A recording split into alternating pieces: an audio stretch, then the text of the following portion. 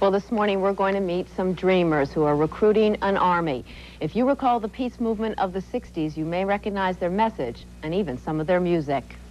A Sunday afternoon in Malibu, better known for sun and chic than political activism. These people paid $200 each to eat, drink, and be merry in Malibu, and to be inspired once again. Every once in a while, a generation is called upon to do something very special to protect the planet and to make it better.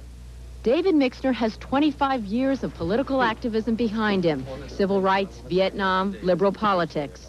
So we got to nail down Cal State, then get back to the mayor's office. Now he's set up a nationwide organization called Pro Peace to sponsor a march across the country next year.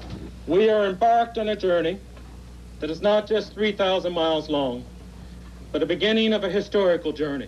The goal is worldwide nuclear disarmament. The plan is for 5,000 people to start walking in Los Angeles on March 1st and wind up in Washington at a big anti-nuke demonstration on November 15th. A lot of people would say, this is really ridiculous. They're going to get 5,000 people to give up a year of their life and march across the country, then it's going to be over, and so what? Well, it's a beginning. It's an organizing tool. Time and time again in our history, people have said that it's ridiculous, that you never can unionize workers, that blacks and whites would never go to school together or eat in the same restaurants. What has changed what people thought was ridiculous was citizens coming together, showing courage, and making a kind of long-term commitment that people knew would not go away. Hello, this is Ida. Pro Peace is recruiting marchers now. More than 2,500 people have applied so far. We have families with preschool children. We have some senior citizens who have passed the health exam and are ready to go. And we also have some college-age people. About half of Mixner's staff in L.A. is paid. They're all idealists, but they're also professionals. Update your notion of the long-haired, unwashed 60s peacenik.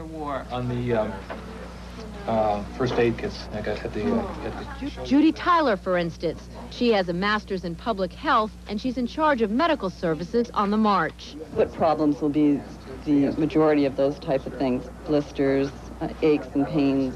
The logistics are monumental. Right now we're setting up contracts with organizations all across the country which will service us for our foods. Estimated cost of the entire thing, up to $20 million. Each marcher will raise $3,000 from sponsors. Donors are buying tents at $350 apiece. More than 100 college campuses are raising money. With all the designing, planning, recruiting, fundraising, they always talk about the goal. Okay, so those are the words that you have to remember.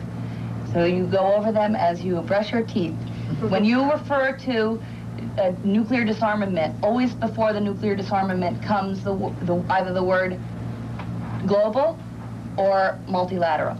And when you ask about the inevitable charges that the Soviet Union is secretly funding peace movements in the Western world, I think probably the Soviet Union will be just as frightened of our movement as anybody, because we have made a commitment that whatever it takes to achieve peace, we will do so. And it includes walking from Germany to through the Soviet Union, we will do so. This is Site 148A. So the preparation continues. Advance teams are working their way across the country, pinpointing campsites. We're back with David Mixner, who is executive director and founder of Pro Peace. And you'll be seeing a lot more of this man, promoting the idea that people marching can help make nuclear weapons go away. But certainly the Jesse Helms, the Richard Vigories of the world will say, this is just a bunch of liberal Democrats who want to grandstand about this issue. Well, I can't determine what they're going to say. We will say who we are and what we're about by how we conduct ourselves and who we bring together and how the nation responds to us. There's not a doubt in my mind that the country will know who we are and that we are their neighbors and their families and their children.